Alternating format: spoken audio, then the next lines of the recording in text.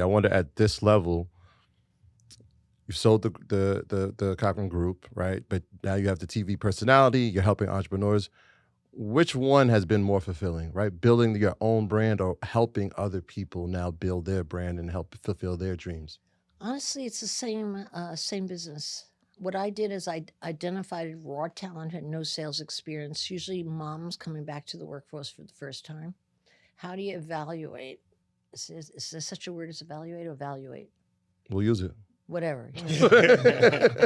How do you really size it up there? I just avoided There it is. There it is. How do you really size up who's going to be good at sales, who's not going to be good at sales? And when you're running a sales business, which I was, people always say, well, it's all on commission basis. You know, you're just paying commissions on sales. It's not the truth. You're driving a ship that costs a lot of money. You got to have people really produce for you. The salespeople that were exceptional, making $2-3 million a year when I was running the business, when the average income was like 40,000. How do you explain that? How do you explain the same leads, the same customers, everything the same? How do you explain the difference between those two groups? I found the difference between those two groups of people was they didn't feel sorry for themselves. Believe it, as simple as that. They get smashed, they get back up almost like a jack in the box. You know, hit me again, hit me again. And on Shark Tank, it's the same thing. I'm picking the same people. I'm picking people who are survivors, people who are going to get back up. That's all it is, really. There's not much difference. But did I answer your question? I think I avoided it and didn't mean to. Well, I was just saying which one has your been. question. Yeah, as you were building your brand. Which was more satisfying. Yeah. Equally satisfying. Equally satisfying. Yeah. So I want to talk about sales because that's where you come from. Mm-hmm. I have a sales background. That's why I started as well. I personally think that any entrepreneur should sell a product at some point in time because it teaches you so many different things, psychologically, how to actually interact with people. Yeah. What are some sales tips or things that you used in your career or that you learned from, selling real estate that actually you still carry to this day? On sales, I think the first thing is if you hire the right person with the personality traits that make for good salespeople, like competition, not manufactured, but honest, real live competition, somebody really competitive, like cyclically competitive, you got 10 times a chance on closing a deal, making a lot of money. If you pick people who are very good at reading between the lines, not people who say, hey, a nice suit on, I see you have nice glasses, but they also say, look at your zipper's a little torn, that guy's probably on hard times. It's not, by the way, it looks pretty good. Your shoes are a lot, you start putting all the little pieces together and then sizing up the person is very important.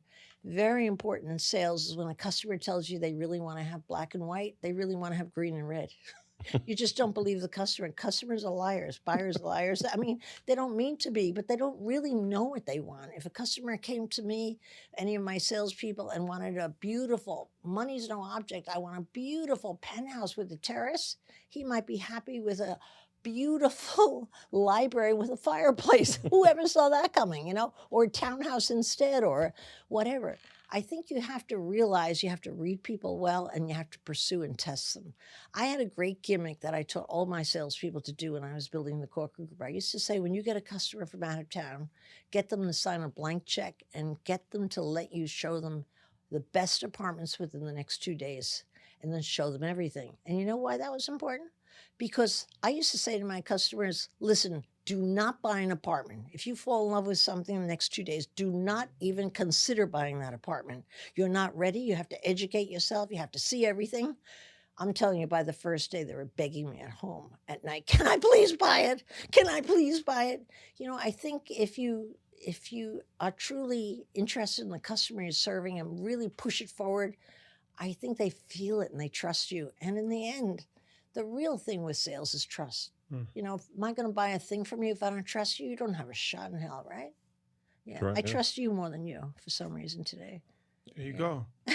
There you go. Wait, you're supposed to come at me on that one. Well, no, you're not. He's going to write you a letter after this.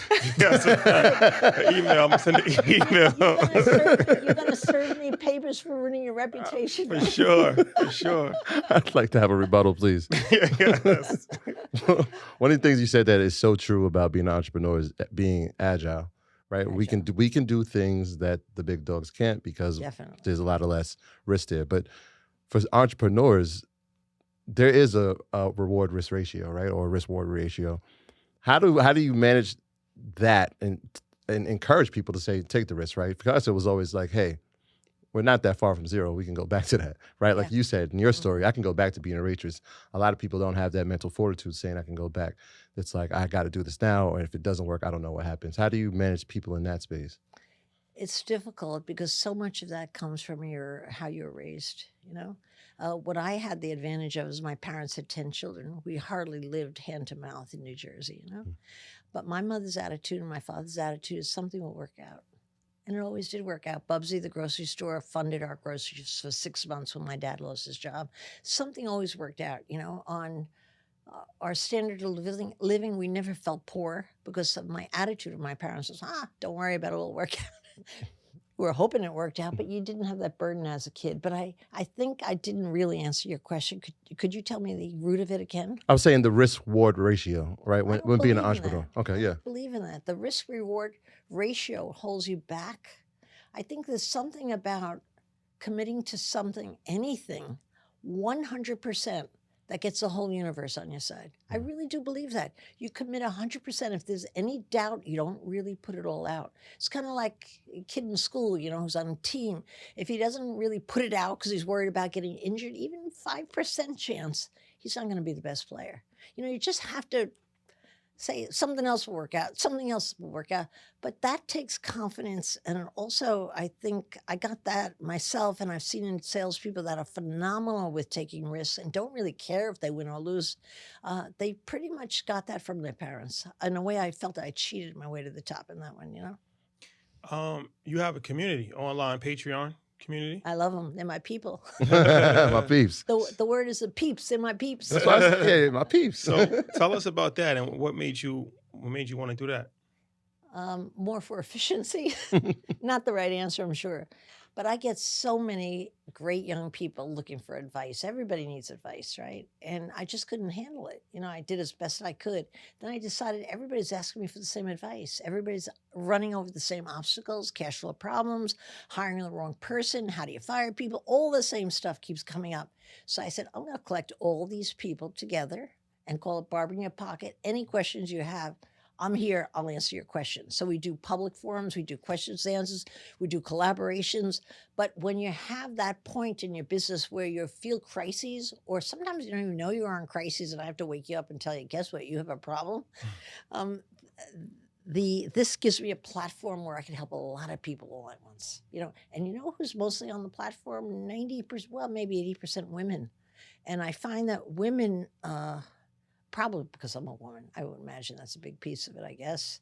Helps. But women have more self-doubt than men. Women don't push it as far to the envelope. Women have more responsibility. They have kids at home. They don't have the latitude to push it very often like a man. I'm not knocking a man, but most importantly, young entrepreneurs are alone. They don't have a sounding board. They're afraid. They don't even know if they're afraid, or they're afraid to speak up. I mean, what I do is I usher all the problems out. And by ushering the problems out, I feel like I personally help them reach the finish line. That's really what I'm after, help them reach that finish line, because it's not so easy building a business. Easy to have an idea, which on Shark Tank, you'd think that's the whole thing, but it's really hard to build it. And that's Barber in Your Pocket. That's Barber in Your Pocket. Anybody can join. How does that work? You want to get in my pocket? Sounds like a different product, but how does this work? Does anybody join? You just go on, is it Patreon? I don't even know. Patreon. Patreon. Okay, you just go on Patreon and sign up. That's what you do. So, but you'll not get rid of me. No.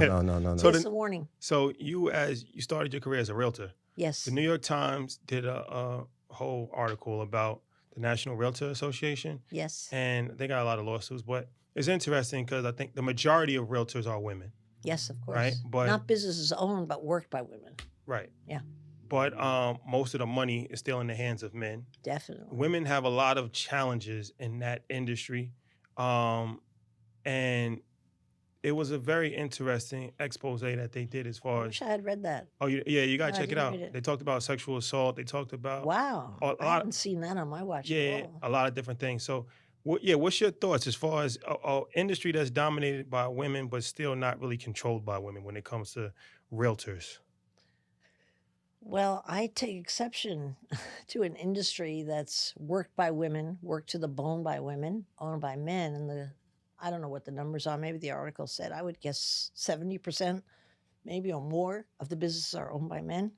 Um, I think what's wonderful about a business owned by women, you're in the same shoes. I mean, my girls loved me, my women loved me, and I love them back. It took me a long time before I had a man work for me. First few guys were gay guys, they didn't mind working for a woman, but eventually I had straight men working for me.